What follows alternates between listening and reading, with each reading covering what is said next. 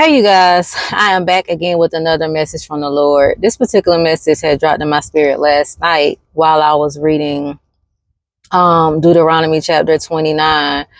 And God wants me to tell his children that they are not safe. Like the people that are doing wrong, they are not safe. And I just had this conversation with my esthetician. And she was saying how she be desiring for, you know, God to deal with people that have been like mistreating other people, that have been doing wrong and all these other stuff. And she was just like, it bothers her to see people that wrongfully do stuff pretty much get ahead in life. And I was just like, don't worry, they will reap what they sow. But then it dawned on me when I went back and read this, that they are not safe. All right. So I'm going to read Deuteronomy chapter 29. I'm going to do some jumping. But Deuteronomy chapter 29 verse 9 says, therefore, obey the terms of this covenant so that you will prosper in everything you do.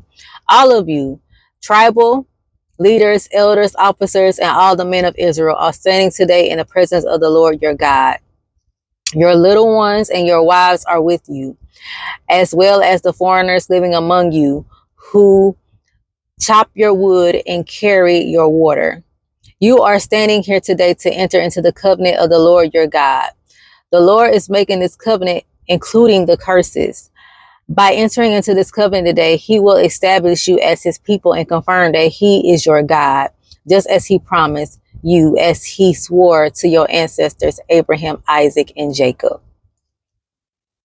But you are not the only ones with whom I'm making this covenant with its curses. I am making this covenant both with you who stand here today in the presence of the Lord your God, our God, and also with the future generations who are not standing here today. And y'all, the reason why God wanted me to read that verse first is because even though we might think that a person is getting away, the covenant, the promise, the curses can still hit the generations that come behind them because of what happened, because of what they did. We got to remember, yes, let's look at the story of Joseph, right? Joseph went through a lot of stuff and ridicule and sold into slavery, thrown in the pit, thrown into prison.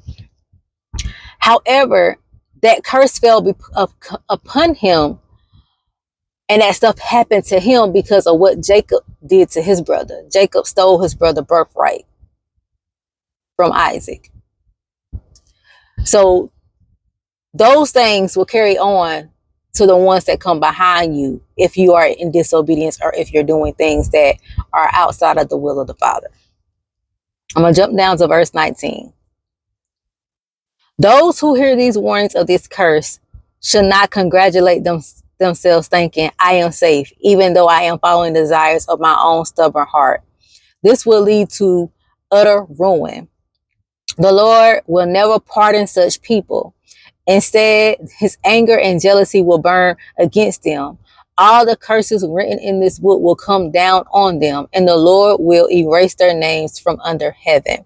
The Lord will separate them from all the tribes of Israel to pour out on them all the curses of the covenant recorded in the book of instructions. Y'all have to remember, even though they might look like they're getting away, they are not safe. They are not safe, y'all. We have to just give it to God and let God deal with it. And that's why we have to be very, very careful. That's why we have to be very, very careful what we do. Because when we do things, we can start a generational curse that not just only affect us, but affect our bloodline, affect our offspring. And like I said, the story of Joseph, what his daddy did, what Jacob did to his brother, affected him as a child. It came back. So we got to understand principles when it comes to stuff like this, because God is about principle. God is a God of principle. He's a God of law. He's the God of you got to follow my commands. You got to follow you got to be obedient. All right. So I just want to come and tell you all that they are not safe. That when people do things, they cause their own utter ruin. And you just have to give it to God. They might be getting by, but they're not getting away. God is going to deal with them. And it's like I said, it's so funny that because God gave me this message last night. And then when I was talking to my esthetician, I was telling her, because she was like, I hate to see people that do other people wrong and that do things and it look like they're prospering and they're getting away. They're not getting away. They're only getting by. And that stuff will come back, and eventually if it don't hit them, it can hit their family in some type of way, their offspring, their children, the ones that's coming behind them, because they done created a curse.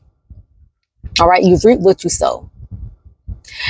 And just stay encouraged, y'all, because they are not safe. Pray for them. We are going to see a lot of people go through a lot of things. God told me in this season that while he is elevating his children, he's going to be vindicating them at the same time. You're going to see a lot of your enemies go through a lot of things in this season, in this hour, all because of their disobedience, all because of how they mistreated a child of God, all because how they rejected a child of God, which is also in the book of Deuteronomy. So y'all go and read the book of Deuteronomy. I'm telling you, it will bless your spirit. It will help you to look at things differently, and it will help you to learn and know that God, we serve a God. Yes, we do serve a God, an amazing God. We serve a God of grace. We serve a God of mercy. We serve a God of blessings, but we also serve a God of wrath. All right. And we're going to see God's wrath like never before in this season, in this hour. God reminded me of a video that I had posted a year ago that judgment is coming. All right. We ain't seen nothing yet. We have not seen anything yet. But I love you guys. I pray that you all have an amazing day. Stay encouraged. They are not safe. And I will chat with you all later.